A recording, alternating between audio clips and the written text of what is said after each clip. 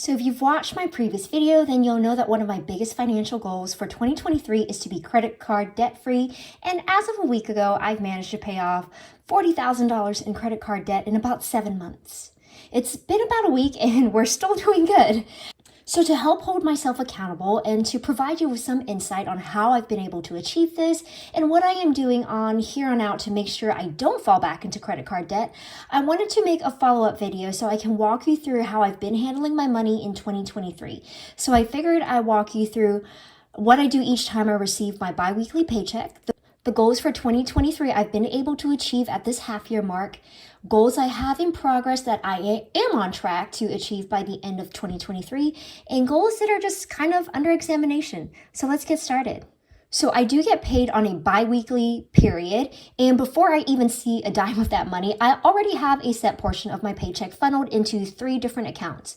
A plan similar to the 401k that, along with my employer match, is equivalent to about 14% of my gross pay, a supplemental retirement plan that I have through my work, and an HSA. So sometimes, yes, I do get frustrated when I see the difference between my gross and my net take-home pay, but I just have to remind myself that, oh yeah, not all of that money is eaten by taxes. I mean, a lot of it still is though. But I do have a healthy portion of my paycheck funneled into accounts that will benefit me in the future. So even before seeing a dime of my paycheck, yes, I already have money automated to funnel out to take care of future me.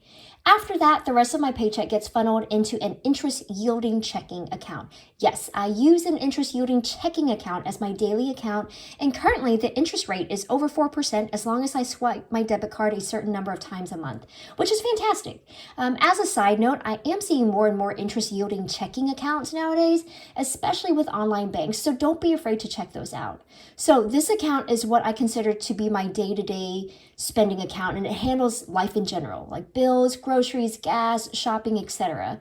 So for this account, I have a ceiling amount that I keep set, and I keep this account funded at that ceiling amount. Currently, there's really no rhyme or reason for this number, but I have this amount limited to $15,000.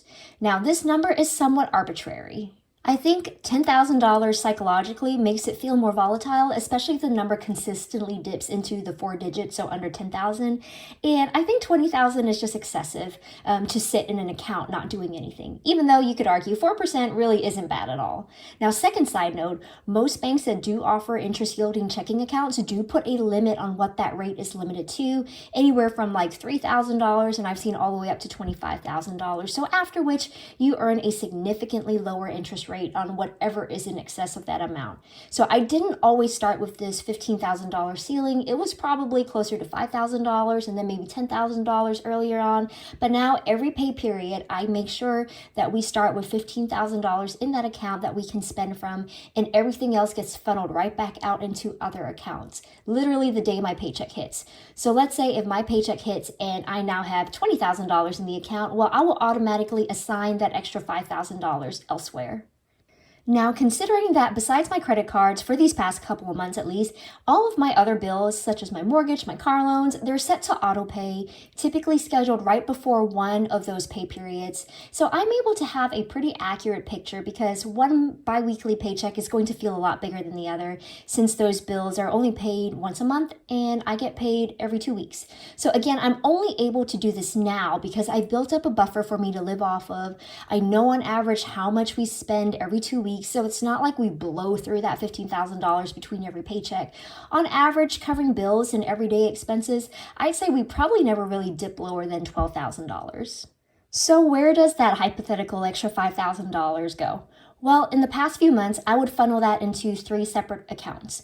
One would be to a specific high-yield savings account that's exclusively for fun money. One would be to a separate, also high-yield savings account that's exclusively for my summer living costs. Oh, if you are new, I am a business professor, so I technically only work and get paid for 9 months out of the year. So while I can take on paid projects over the summer, I don't have to, and if I don't, then it means it's 3 months of no paycheck. So it's up to me to plan ahead and be setting aside portions of my paycheck to help cover the summer months. However, when I'm not saving up for summer, this money will be funneled into my extra savings account. Now, the third place would be for credit cards. But now that that's done, I'll be taking a little pause over the summer for both putting money towards our fun money account and our extra savings account, only because I'll purely be living off what I have saved to get me through the summer. But in the fall, I'll be swapping the credit card funnel out for my next highest interest rate loan, which would be one of our car loans. I know it can feel like having multiple checking and savings account can be overwhelming, but for me, having separate accounts that each have a distinct purpose has done wonders for me mentally and emotionally. I used to only have one checking and one savings account, and it would lead me to see money being left over in there as free money. And I realized over time that I'm just someone that if I don't assign my money a purpose, it's going to get spent. So I'd rather have the hassle of having to manage multiple accounts, knowing that the money in each account is locked into a super specific purpose. Anyway, I hope that gives you an idea of the systems and processes I have set in place every time I get a paycheck. I honestly do enjoy being this hands-on with my money because I feel like I'm a lot more in tune with my finances versus when everything was just automated and it was like out of sight, out of mind. I have a system every payday. I have my whiteboard, my calculator, my coffee, and it's almost like a meditative process. And I actually find it really relaxing and fulfilling rather than stressful. But that's partly because I have a system that doesn't stress me out and I actually get excited to see where I'm at. But that's also because I'm at the point where I'm not worried about whether I'd have enough to cover a certain area or that I'd have to take up too much of my paycheck to get me back to my $15,000 ceiling.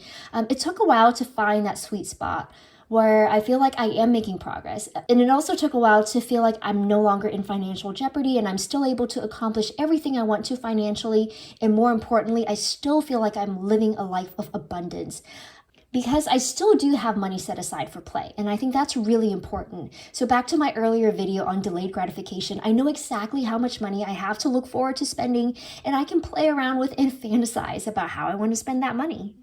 Next, I want to talk about the goals I've currently been able to achieve this far in 2023.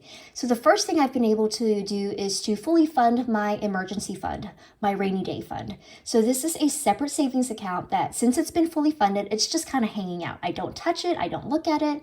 It's just going to be chilling until a rainy day. So this is not meant to supplement my daily use funds, my fun money funds, my savings funds, my summer savings funds. This is like a true emergency fund.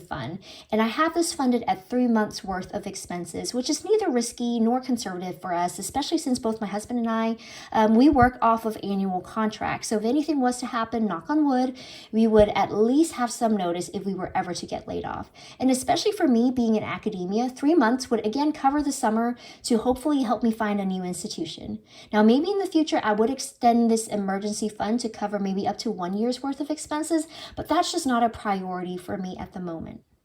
Also, I wanted to do a quick update. I ended up needing to dip into this fund to cover a medical emergency for my parents. I talked about this in a previous video about navigating this financial journey while having aging parents that are in need. So I'm still trying to work out how this new phase of our financial journey and life in general is going to look like. I feel like we don't talk about this near enough, or maybe I've just never paid attention, but I am starting to pay attention now. So anyway, being able to have a well-stocked emergency fund and paying off credit cards, those are our two major financial goals that we've been able to achieve so far this year. Next up, I want to talk about some of the goals I have that are in progress, and hopefully I'll be on track to reach them by the end of the year. First, I am on track to max out my HSA contribution at $3,800. Now, this is easy to do since I have that maximum amount already automated to come out of every paycheck. The second goal I'm on track to complete is to max out a backdoor Roth IRA conversion of $6,500. Yes, we do have to do a backdoor Roth conversion because my husband and I file jointly, and together our annual income does exceed the household income to contribute directly to the Roth IRA. Now, there are several goals that have kind of been under examination, and we're still trying to figure out how we want to approach those moving forward. For instance, we are not on track to max out our supplemental retirement plans that we have through our work, but the limit in 2023 is something like $22,000. So I don't know if that will ever be the plan to max that out, since there are fees and such associated with these work-related supplemental retirement plans, and the investment vehicles are just so much more limited. So while we are making a decent contribution, we are still deciding what is a good amount to aim for. Second, we do invest bi-weekly into a regular brokerage account as well. Now, not much, since our goal is to knock out debt first. Again, in the future, I would like to increase this amount, but we're still playing around with how much, considering we still want to prioritize our low interest rate debt first. Now, last, we also need to decide on how much to put towards our fund money account for the remainder of the year. We did $6,000 for this first half of the year, so we're needing to decide what our game plan is for the second half of the year, especially if we need to put some money aside towards traveling to see family, and depending on what other luxury wish list goals we feel like knocking out this year. I mean, at the end of the day, the thing with any of these goals is that there are trade-offs, right? More money funneled towards one thing means less funneled towards something else. So having a fully funded emergency fund and zero credit card debt means it's time to shift priorities yet again. And I think if we are able to hit the remainder of our 2023 goals of maxing out the HSA and Roth IRA, I would be extremely happy.